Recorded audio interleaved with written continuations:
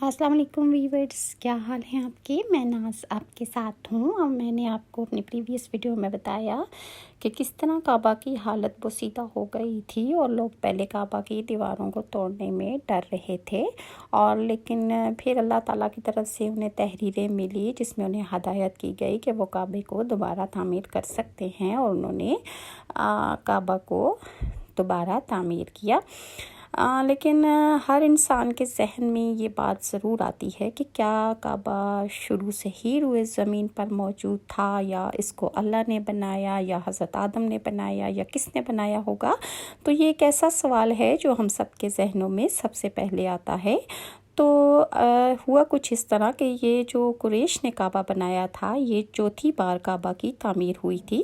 سب سے پہلے کعبے کو فرشتوں نے بنایا تھا، اللہ کے حکم سے فرشتوں نے جیسے جیسے اللہ تعالیٰ نے ان کو حکم دیا انہوں نے ویسے ویسے کعبہ کی تعمیر کی تھی۔ بعض صحابہ نے فرمایا ہے کہ زمین و آسمان کو پیدا کرنے سے پہلے اللہ تعالیٰ نے عرش پانی کے اوپر اللہ تعالیٰ نے بنایا تھا۔ جب عرش کو پانی پر ہونے کی وجہ سے حرکت ہوئی تو اس پر یہ کلمہ لکھا ہوا تھا، لا الہ الا اللہ محمد رسول اللہ، کہ اللہ کے سوا کوئی معبود نہیں، محمد اللہ کے رسول ہیں۔ اس کلمے کے لکھے جانے کے بعد عرش ساکن ہو گیا، مطلب عرش نے ہلنا جلنا چھوڑ دیا اور وہ ساکن ہو گیا۔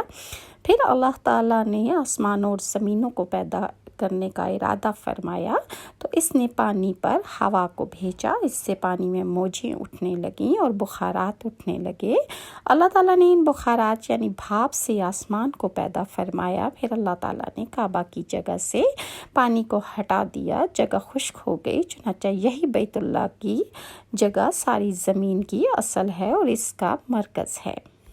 پھر یہی خشکی بڑھتے بڑھتے 7 بر اعظم بن گئی، یعنی جب زمین ظاہر ہو گئی تو اس پر پہاڑ اللہ تعالیٰ نے قائم کر دیے۔ زمین پر سب سے پہلا پہاڑ ابو قیس ہے۔ پھر اللہ تعالیٰ نے فرشتوں کو حکم فرمایا کہ زمین پر میرے نام کا ایک گھر بناؤ تاکہ آدم کی اولاد اس گھر کے ذریعے میری پناہ مانگے، انسان اس گھر کا طواف کریں جس کا تم نے میرے عرش کے گرد طواف کرتے ہو۔ اس طرح انسانوں کے لیے زمین پر میرا ایک ایسا گھر ہونا چاہیے، ایک ایسی بڑی عبادت گاہ ہونی چاہیے تاکہ وہ لوگ کہ جن لوگوں کو میں زمین پر آباد کرنے لگا ہوں وہ میری عبادت اس جگہ پر جا کر کریں اور اپنی خاص دعائیں مجھ سے مانگیں، کیونکہ میں ہی قبول کرنے والا واحد اللہ ہوں۔ تو اللہ تعالیٰ نے فرشتوں کی مدد سے پہلا کعبہ جو تھا وہ اس جگہ پر بنوایا۔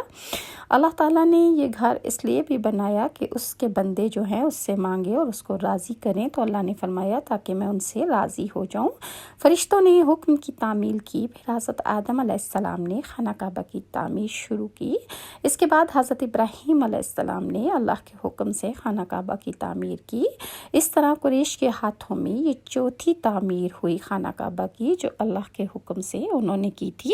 اور پہلے آپ کو میں بتا چکی ہوں پریویس ویڈیو میں کہ ڈر رہے تھے کعبہ والے کہ اہل قریش کے ہم اگر کعبہ کو بنائیں گے تو کوئی قہر نازل نہ ہو جائے، لیکن پھر اللہ تعالیٰ نے ان کو اپنی تحریریں بھیج کر 3 تحریریں اللہ نے بھیجی اور ان کو تسلی دی کہ خوفزدہ ہونے کی کوئی ضرورت نہیں ہے۔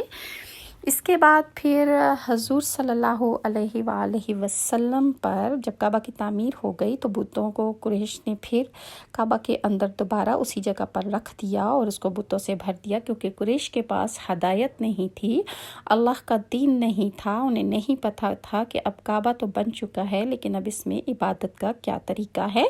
تو اللہ تعالیٰ نے حضور صلی اللہ علیہ وآلہ وسلم کی عمر جب 40 سال ہو گئی تو حضور صلی اللہ علیہ وآلہ وسلم کو سچے خواب آنا شروع ہو گئے اور آپ کو وحی کے آثار جو تھے آپ پر نمایاں ہونے لگے۔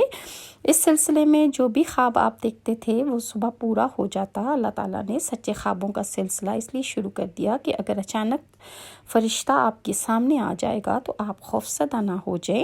ان دنوں ایک بار حضرت خدیجہ نے فرمایا جب میں تنہائی میں جا کر آپ نے حضرت خدیجہ سے فرمایا کہ جب میں تنہائی میں جا کر بیٹھتا ہوں تو مجھے آوازیں سنائی دیتی ہیں، کوئی کہتا ہے کہ اے محمد بات سنو۔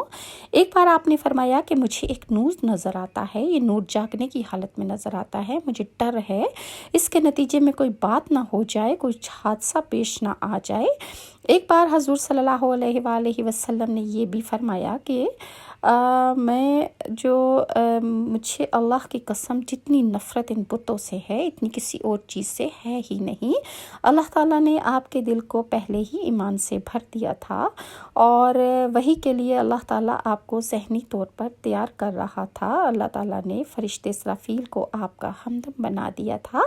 آپ ان کی موجودگی کو محسوس تو کرتے تھے مگر انہیں دیکھ نہیں سکتے تھے۔ اس طرح آپ کو نبوت کی خوشخبریاں دی جاتی رہیں، آپ کو وحی کے لیے تیار کیا جاتا رہا۔ اللہ تعالیٰ نے آپ کے دل میں تنہائی کا شوق پیدا فرما دیا تھا، چنانچہ آپ کو تنہائی عزیز ہو گئی اور آپ غار حرا میں جا کر غور و فکر کرنے لگے تھے اور وہاں پر آپ وقت گزارتے۔ اس پہاڑ سے آپ کو ایک بار آواز بھی سنائی دی گئی کہ میری طرف تشریف لائیے اے اللہ کے رسول۔ اس غار میں آپ مسلسل کئی راتیں گزار دیتے، اللہ کی عبادت کرتے۔